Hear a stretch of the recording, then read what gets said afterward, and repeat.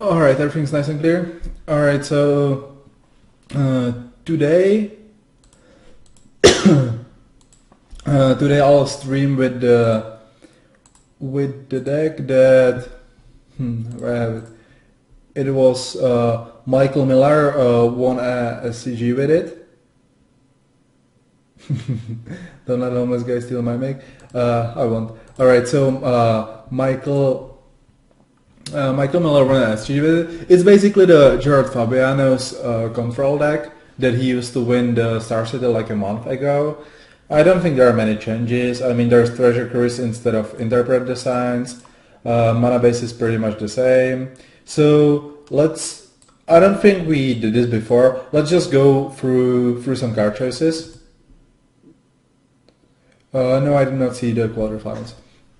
So let's go through some card choices. So there are only 3 dots in this main deck, which might seem weird, but I think actually it makes sense because the games go very long with the deck, and you don't really want to draw dots on turns like let's say 5 plus, but it's really good in the beginning. So you want to have some amount, but I think that's the reasoning why they're not 4 and they're just 3. Then there's the Wayfinder, which is like the centerpiece of the deck. Like if you have this card in your opening hand, the deck actually looks nice. But if you don't have it, then it's like awkward and clunky. You have all those expensive spells and nothing to go with it. Blight, it's the only useful 2 mana removal spell. So I think this is like 4 of is a must. 2 strokes, they are fine. It's like a really good answer for the expensive cards, obviously. It creates nice tempo swings, and all of the decks play expensive cards except for Mono Red. So and even Mono Red sometimes they have outpost sieges. So every deck has something expensive, so you want some amount of those, and in the sideboard you have 2 more. Then we go with the usual 4 downfalls. Downfall is like the best removal spell right now because everyone plays like some amount of creatures, and even the control decks they play at least some Ashioks or other Planeswalkers.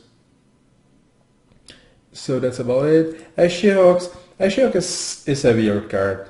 It's either very good or it does nothing. But when it's very good, it just wins the game. If you like play it on an empty table against like a green deck and they don't have a downfall, it just wins the game straight away. Because if you had Corsair or Rhino with it, it's just so easy to win the game from then. And it's obviously at its best in control matchups, and sometimes even against aggro decks is fine because you can just plus it goes to 5 loyalty, you steal some cheap creature, and if they attack it you gain 5 life, if they don't you get a blocker, you can trade it, you still have the Ashia. It's like this is really high variance card. It's either very good or very bad. So that's why I think there are only 2. But you also need some win conditions. The only win conditions in the deck are the Planeswalkers. Oh, are we missing? Oh, we are missing Garruk here, guys. I think there should be Garruk. Let me just double check the deck list.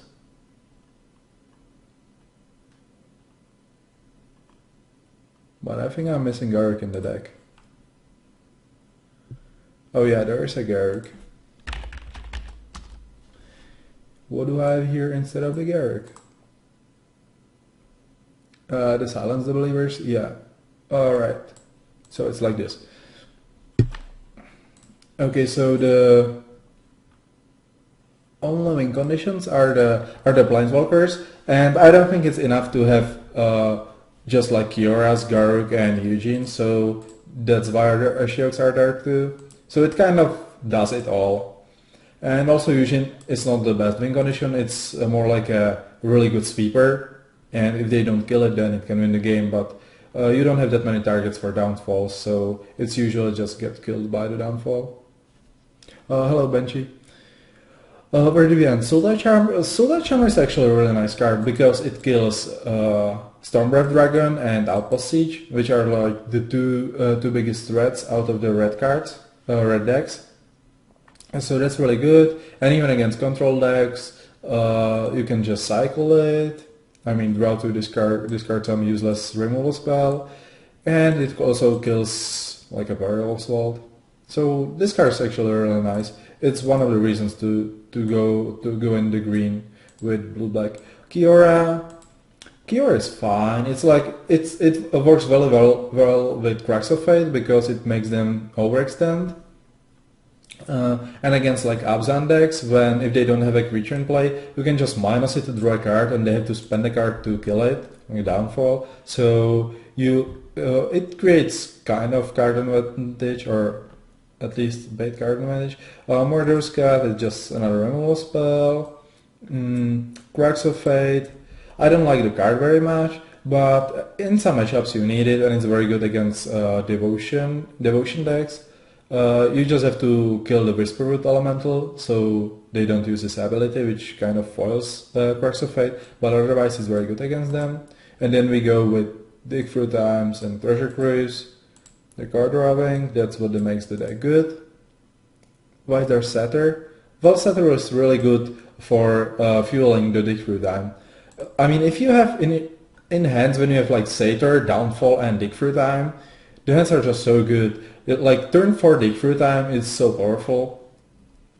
And the Satyr is like, if this deck could play like 6 or more Satyrs, I think you would. Because every time you have Satyr in your hand, the deck just works. If you don't have it, it just all the clunky removal spells, and I think this card just makes it work. And it also works well with the deck, so that's our upside. Alright, so you don't see this, guys. Alright, let's get to the sideboard. So like this is like the anti-control package, I would say. This is like the anti-control package, I think. Sultai Subser too expensive? Yeah, it indeed is.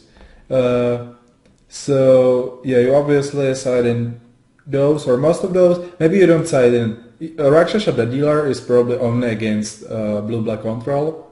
I don't think it's very good against Abzan, let's say. So you don't need those against Abzan. But against blue-black, you just side in all those, side out all the removal spells, and you're fine. Against Abzan, I think you just don't need the Rakshasas. You might use the Silence. And then against the aggressive decks, it's pretty easy. You just set in the removal spells and Tassigers.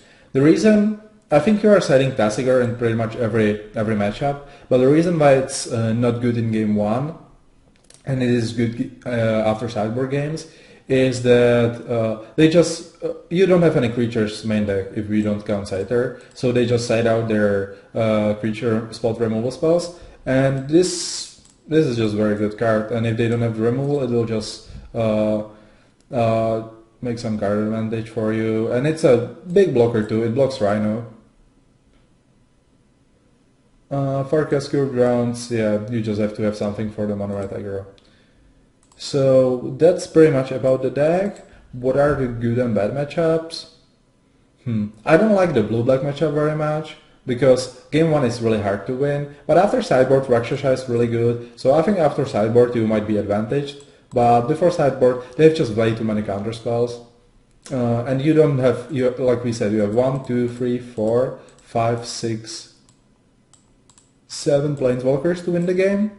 And I mean, they have 4 downfalls, 4 dissolves, plus some number of negates or the info strokes, and maybe parallel walls. So it's really hard to actually kill them. But it changes after side. Then I think like red-white is a good matchup because you have the good removal spells blue-black has, but you also have Sultai Charm for Outpost Siege, which is a huge upside. Then Jeskai. I don't know about Jeskai.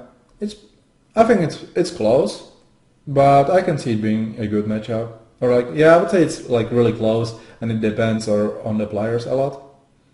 What is the odds? I would say like Abzan aggro, that's a good matchup.